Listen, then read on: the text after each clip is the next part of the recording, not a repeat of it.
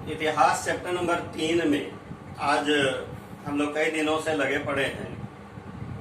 इतिहास chapter number 3 में actual में हम लोग पढ़ रहे हैं भूमंडलीकृत विश्व का बनना। इसमें 2 क्लास हो चुका। आज हम लोग इस चैप्टर से तीसरा और अंतिम क्लास करेंगे। आज ये चैप्टर समाप्त हो जाएगा और आज हम लोग पढ़ने जा रहे हैं महामंदी। 2 विश्व युद्धों के दौरान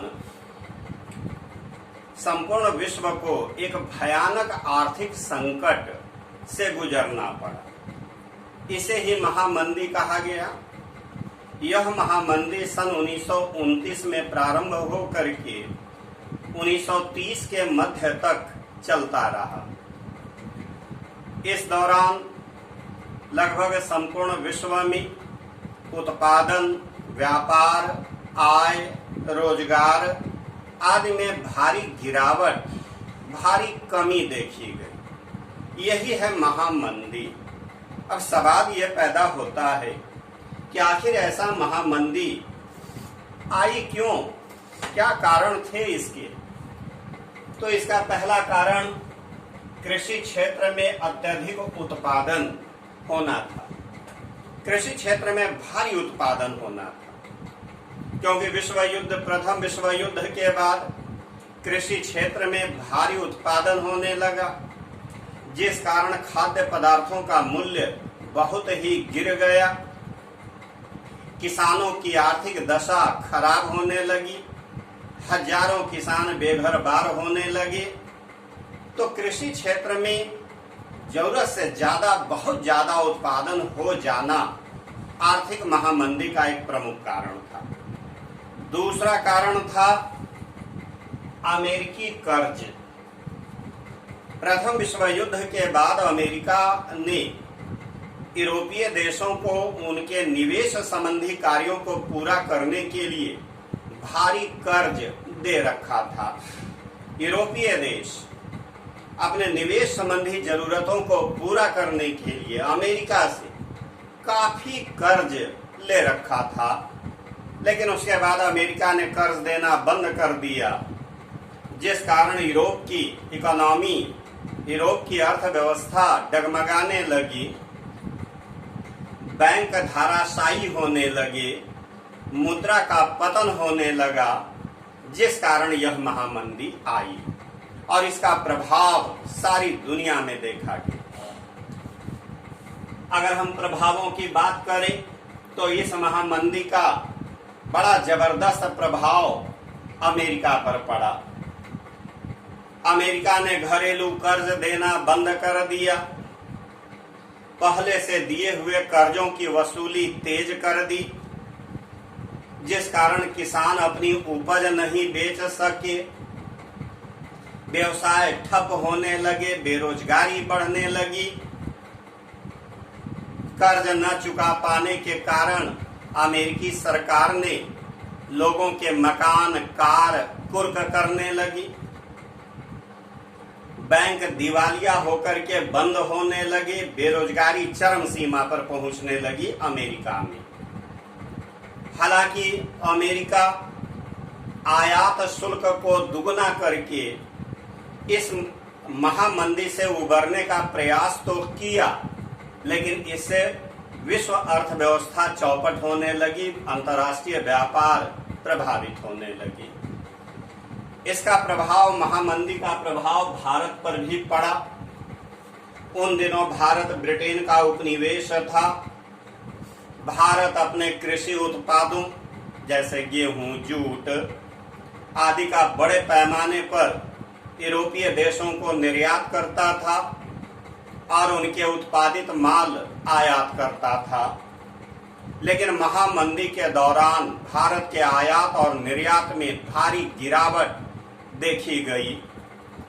गेहूं का मूल्य 50% से भी कम हो गया।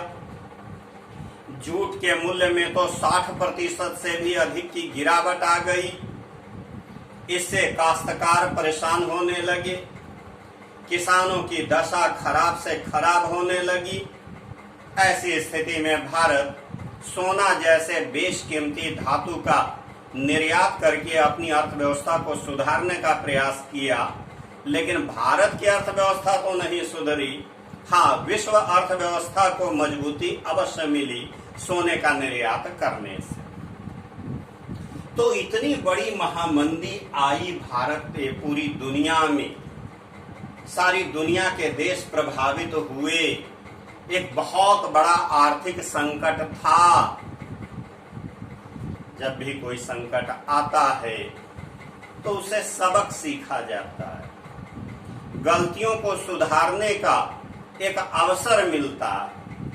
तो इस आर्थिक महामंदी से भी राजनीतिज्ञों, अर्थशास्त्रियों को दो बड़े महत्वपूर्ण सबक प्राप्त हुए, जिसमें से एक था कि आर्थिक स्थिरता केवल सरकारी हस्तक्षेप से ही संभव है।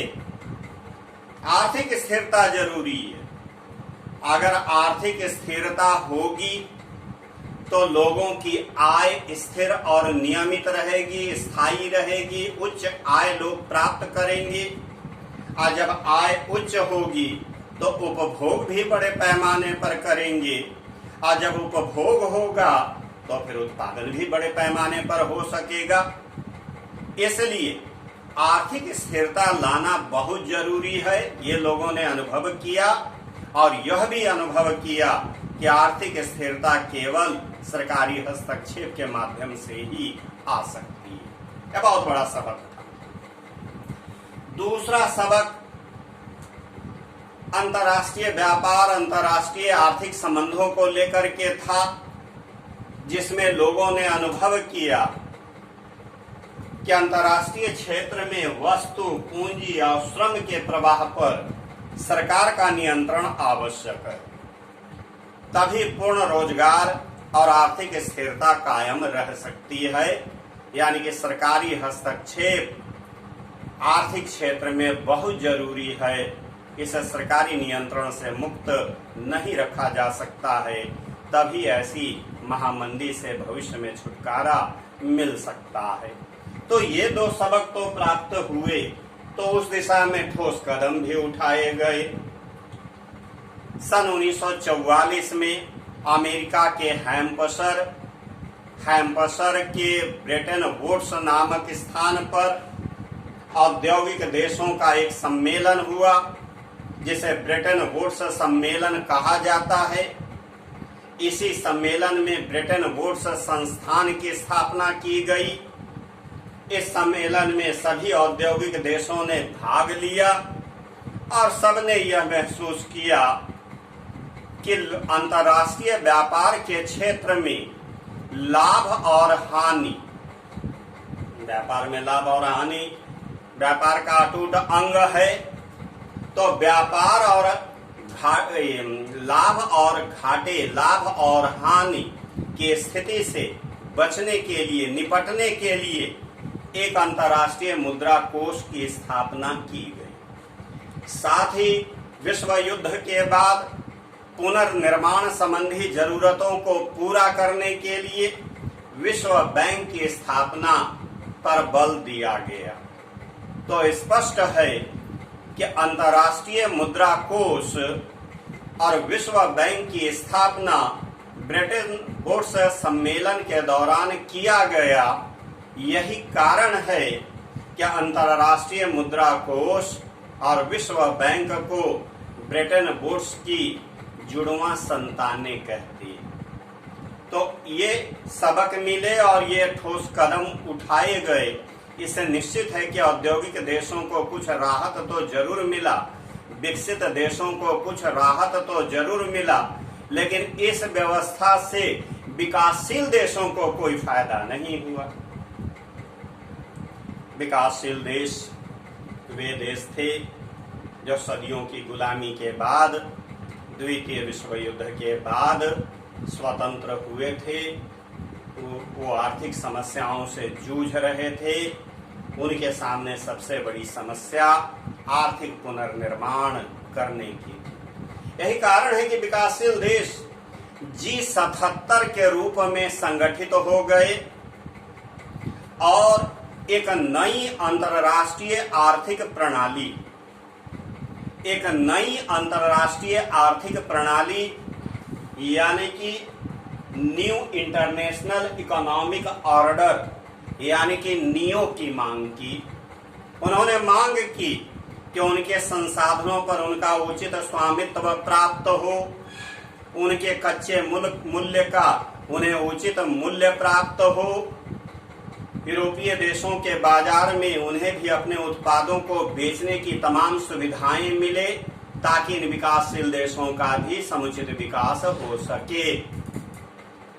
तो इस प्रकार से विकासशील देशों ने नियो की स्थापना करके अपने विकास के लिए भी अपनी आवाज बुलंद की। अब आखिरी टॉपिक पर हम लोग चलते हैं, वह है बहुराष्ट्रीय कंपनियां। बहुराष्ट्रीय कंपनियां एक साथ विभिन्न देशों के साथ व्यवसाय करने वाली कंपनियों को बहुराष्ट्रीय कंपनियां कहते हैं। बहुत सारे राष्ट्रों के साथ व्यवसाय करने वाली कंपनियों को बहुराष्ट्रीय कंपनियां कहते हैं। और इन कंपनियों की स्थापना 1920 के दशक में हुई और 1950 और 60 के दशक तक आते आते इन कंपनियों ने अपना विश्वव्यापी रूप ले लिया। आगे चलकर इन कंपनियों को उन्हीं देशों में अपने संयंत्र, अपने कारखाने स्थापित करने के लिए विवश होना पड़ा जहां इन्हें अपने उत्पादों को बेचना था। यानी कि जिन देशों में, खास करके एशियाई देशों की मैं बात कर रहा हूं, कि एशियाई देशों ने इन कंपनियों के उत्पादों पर भारी आयात शुल्क लगाना शुरू कर दिए, जिस कारण ये कंपनियां विशेषकर एशियाई देशों में ही अपने कारखाने लगा करके वहीं वस्तुओं का उत्पादन करके वहीं बेचने का कार्य प्रारंभ किया। तो ये सारी घटनाएं जो अब तक आपने इस चैप्टर में पढ़ा, इन सारी घटनाओं ने मिलकर के भूमंडलीकृत विश्व का निर्माण किया।